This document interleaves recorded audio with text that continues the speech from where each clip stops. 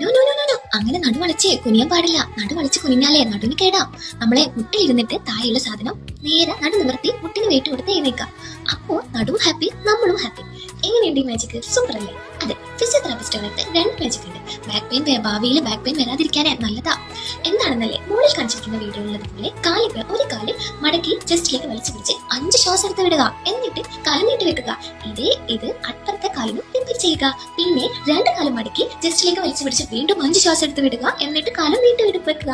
ഈ എക്സസൈസ് നമ്മൾ രാവിലെ എണീക്കുമ്പോൾ ബെഡിൽ നിന്ന് കാല് പുറത്തേക്ക് വെക്കുന്നതിന് മുന്നേ ചെയ്യുക. അതേപോലെ നമ്മൾ രാത്രി കിടക്കാൻ നേരത്തും ഈ എക്സസൈസ് റിപ്പീറ്റ് ചെയ്യുക. അപ്പോ ഏതാ മാജിക് സംഭവിക്കാൻ പോവാന്ന് അറിയാവോ? നമുക്ക് നടുവേദന വരികയില്ല. അഥവാ വന്നാൽ തന്നെ അന്ന് നമ്മൾ ഒരുപാട് വർക്കുകൾ ചെയ്യുന്നില്ലേ, ആ വർക്കുകൾ ചെയ്യുമ്പോൾ ഇറങ്ങുന്ന മസിൽ സ്പാസ് എന്ന് പറയും, അതായത് നീരിറക്കം. ആ നീരിറക്കം ഈ പൊസിഷൻ, ഈ വ്യായാമങ്ങളിലൂടെ അത് അങ്ങ് റിലീസ് ആയി പോകും. അപ്പോ ഭാവിയിൽ നമ്മൾ സുരക്ഷിതരായിരിക്കും.